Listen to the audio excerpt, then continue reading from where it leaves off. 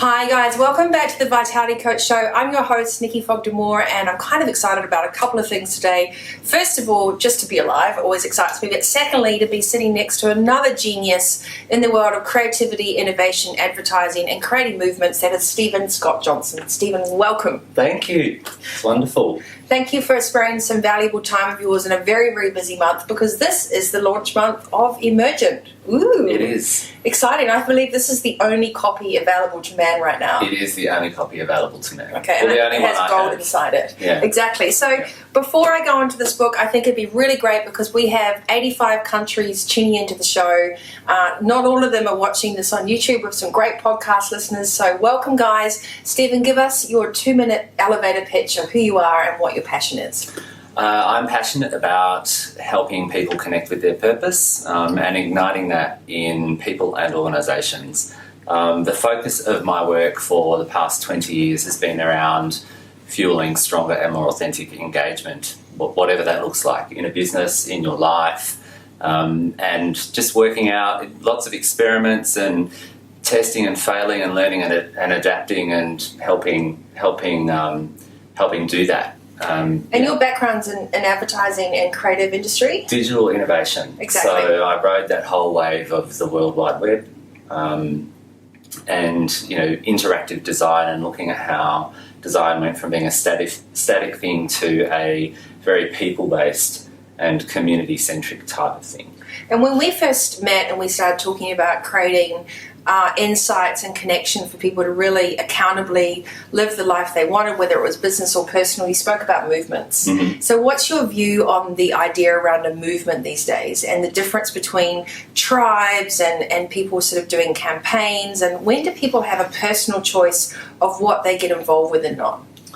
Well, ultimately it's about what aligns with your purpose and what you stand for as an individual. And I think I fell into movements. It wasn't something that I sought. I came into the world of advertising in the late 90s and I had no background in advertising whatsoever.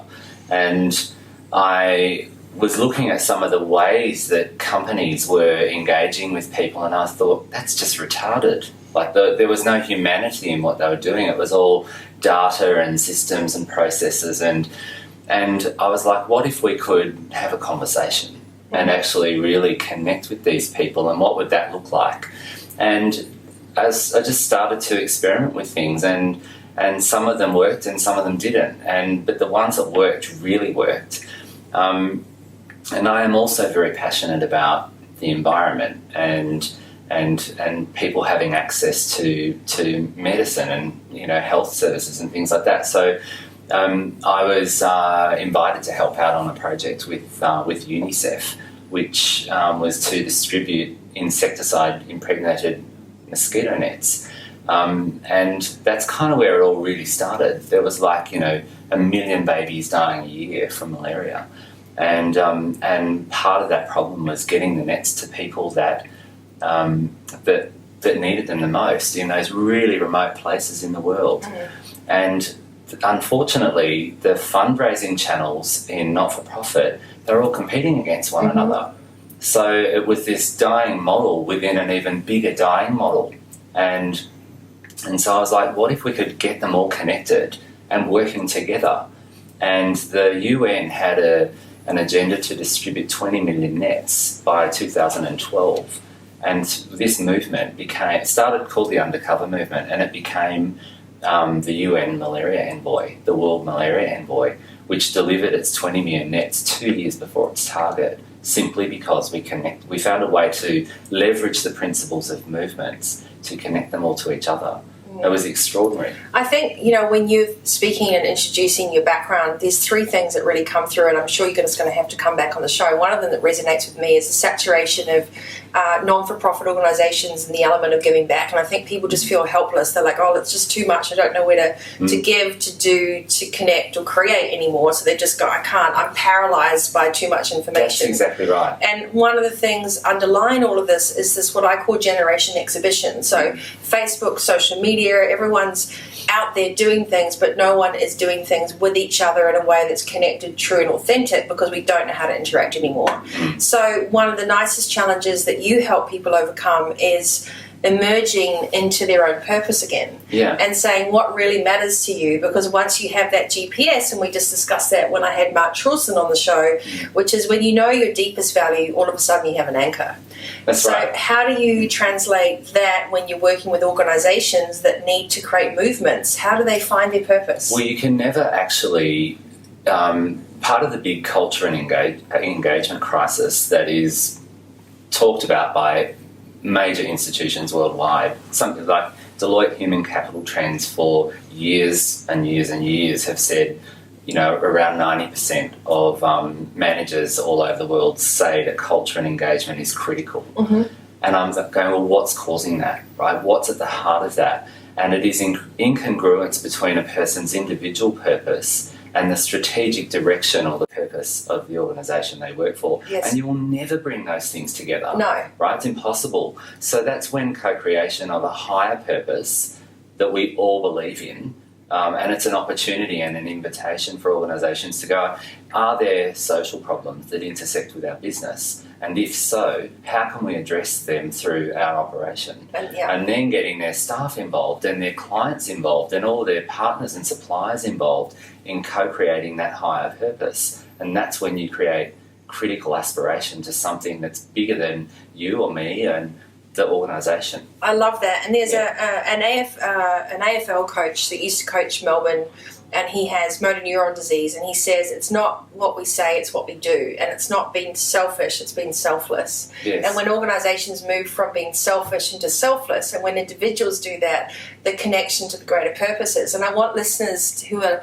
sitting with us, whether you're in a car, on a treadmill, or walking the dog, and those of you that are watching YouTube and going, how handsome is Stephen's outfit, to think about the fact that whether or not you're a startup and a founder or a stay-at-home mum, or a large multinational organisation, you have the same ripple effect to create a sense of shared purpose. And that's what's so cool about this. And I think when you're speaking, people think this only applies to large organisations, but in actual fact, it starts at home. Yeah, it starts within you, and it's the conscious leadership bit. Mm-hmm. It's actually how you bring yourself to a situation first and foremost, and then how you do that with 1 and 2 and 3, or a few other people, and then how does that impact the culture of the place you work in? Yeah. And I have this sort of distinction between working with, not for, and innovating with, not for. Mm-hmm. And when you innovate with, you unlock a level of innovation and creativity that isn't possible in any other measure. Yeah. It's really powerful. And we spoke about that. We did a little express session talking about the power of co-creation, collaboration, and chemistry. And when you were there because you were founded and grounded in your own experience, you're not trying to push your ideas onto people, you're trying to add value. Yeah. And as a coach, a consultant, or anyone that's selling a product or service, or even as a parent, how can you add value to that situation because you're comfortable in yourself? Yeah. And that's what I love about your journey, is it starts with leaders, but it starts at home. Mm-hmm. Now let's talk a little bit about pausing to actually work out how you do define that, because I think it's all very well understanding that we need to do it, but people don't do the work and just press pause for a second to define the purpose that they could have or what really resonates. Well, there's no real recipe for emergence, right? It's something where the conditions, though, can be, enable it to flourish. And really it stops with having presence and, a mindset of possibility and or a growth mindset, others would call it. Mm-hmm. And when you pause to reflect on the impact you create, you start to actually think about, am I comfortable with myself? How do I show up? And how does my personality and how does my behaviour impact my environment? Does it add value to it? Does it piss it off? Does it really kind of disrupt but not in a good way? And so you start to think about ways that you can level up. And I talk about this in my book a lot, about leveling up and how wherever you identify on that journey, on that conscious leadership journey, what does your contribution look like? And how can you create more impact? And it's not to say that you have to become something else, but I talk about becoming something more. because all of your history is really important and relevant to where you are now and where you go in the future. And I just love that, and I think that's a beautiful nugget for this show. It's not about, we're not asking you to become another company, we're not asking you to become another person, we're asking you to become more of yourself. And to allow yourself time to reflect and not be afraid of what the mirror might hold, or the fact that you don't have to have everything figured out, but pressing pause. And whether people do that through meditation or I do it through nano breaks, it's having the self-awareness to go, you don't have to answer straight away, you don't have to know everything, you just have to replace fear with curiosity. I was going to say, be relentlessly curious, because curiosity, there's a fascinating study on the brain and how when people are curious, that center of the brain that lights up when you get candy or gifts. It's an excitement endorphin. Yeah, instead of a serotonin with stress. That's exactly right. So you have, when you're curious, amazing stuff happens or can happen. You just see the world through a different lens. Yeah.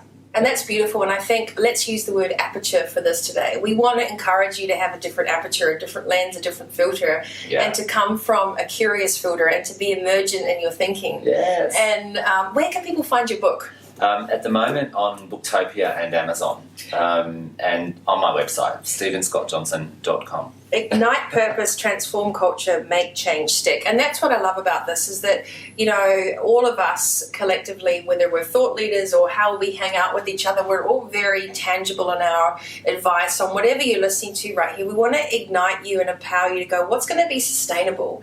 Not what's another inspirational serial conference going moment, but what are you going to do now after listening to this podcast or watching this video and think, right, there's 3 things I can do right now. So let's give them 3 little nuggets, 3 tasks that they could do immediately to become emergent, be emergent, and just kickstart that process. Yeah. One is to pause and listen. Sense your environment, sense what's going on around you, and then based on what you sense, respond.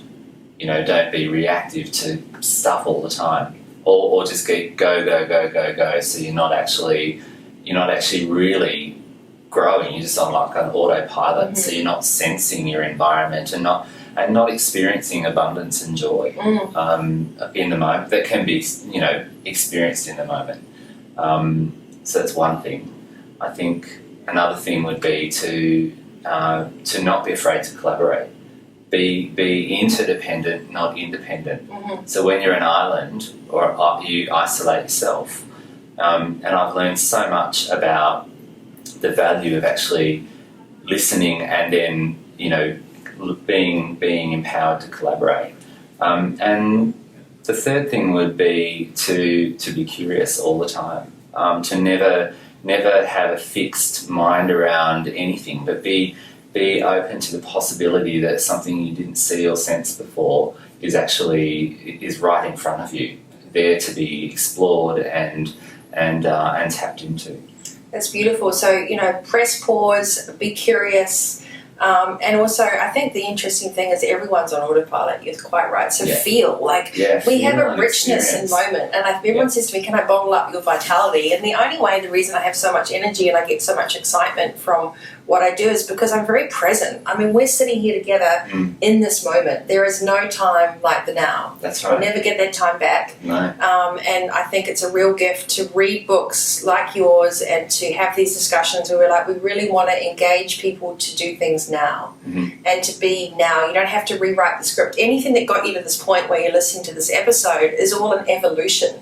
So don't throw the baby out with the bathwater and come from a place of curiosity and not fear, and don't be rigid in your thinking. That's right. You know, it's like water through stones. There's always a pathway if you just allow it to find its own flow. So if someone had told me 10 years ago that I would be sitting here doing this right now with a book, I would have laughed at them and said they were crazy. You know, like, and because I never considered that I had a contribution like that. Isn't that ironic?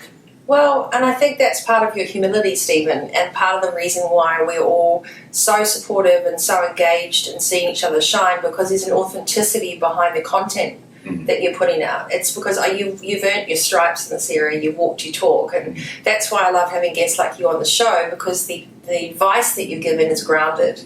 And that's, I think, what we want to educate you on. If you are listening to ideas and great podcasts and shows, make sure that whatever you take away is relevant for you. Be inspired by others, but have something that resonates for you. Is it real time? What can you do immediately? And I keep reminding everyone, just pause and think, is this good for me? Because you have to walk your own journey and be proud of that and you don't need to know what it is. It's an evolution, right? No. I mean, who knows? I mean, we've spoken about having our own CNN style show, didn't we? We were lining up and saying, who could we interview? And, the anchor people. Yeah, the anchor people, exactly. So I really think our message and my message is to help Stephen share Emergent. I think it's great. And if you want to hear more about Stephen, you can go into the show notes, so vitalitycoach.com.au. It'll be in the podcast section. I have a special influencers section as well.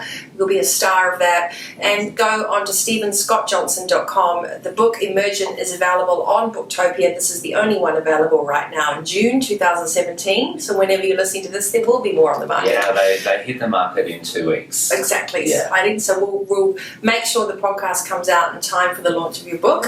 And Stephen, thank you for coming on, sharing your wisdom, your insights, and the fact that there is a power in now. There's a power to be curious, and there's a power that we all have a responsibility, part of a ripple effect in giving back, and also by doing that we create more for ourselves. So what would be one little mantra or nugget of information you'd like to leave with the show today for our listeners? Exactly that.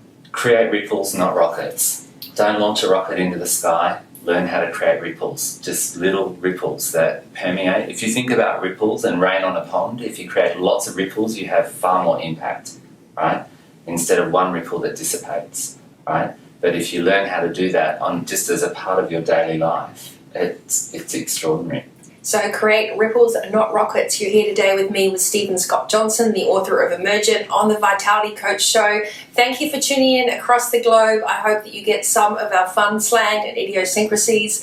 No words from the dictionary today, but we will be putting some great links on the podcast show notes, thevitalitycoach.com.au. And if you want to hear more about Stephen or my other guests, or join me on one of my workshops and retreats, I'd love to hear from you. Just drop us a line and we'll be in touch. Until then, you stay healthy, wealthy, and wise, and don't forget, you need to be the CEO of your business as well as your life. Awesome. Thank you. Woo! That was awesome. Fist pump.